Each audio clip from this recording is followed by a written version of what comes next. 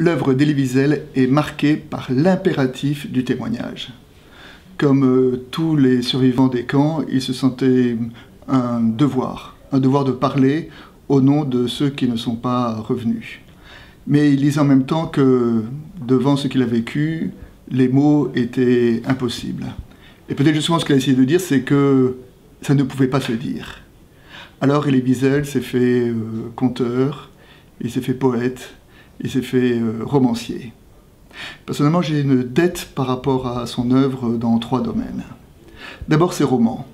Ses romans parlent, expriment de la folie, la mémoire, la transmission, le suicide, la filiation, tous ces thèmes-là qui sont des thèmes évidemment essentiels de notre existence. Et parce que ces thèmes sont essentiels, alors évidemment, ces romans nourrissent notre propre réflexion.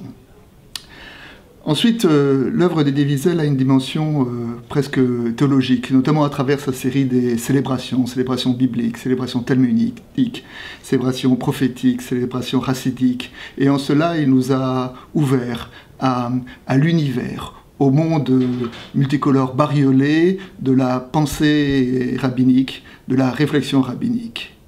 Il a été pour nous, oui, un découvreur, quelqu'un qui nous ouvre sur un nouveau monde.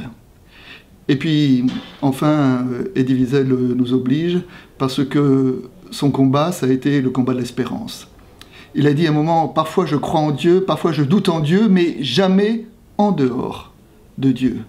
C'est-à-dire qu'il posait son espérance, sa foi et ses doutes à l'intérieur de Dieu.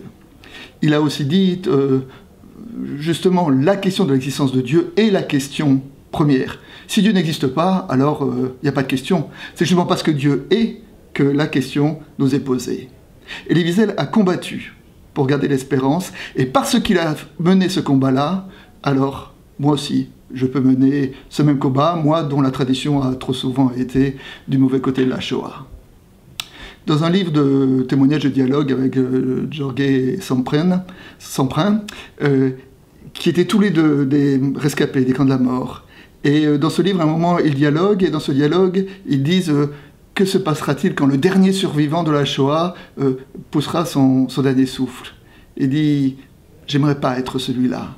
Il dit « Il sera à la veille de mourir et quelqu'un viendra lui dire « Raconte-nous encore ». Et il dit « Oui, je vais vous raconter ». Et rien. Le silence. Leur mémoire nous oblige.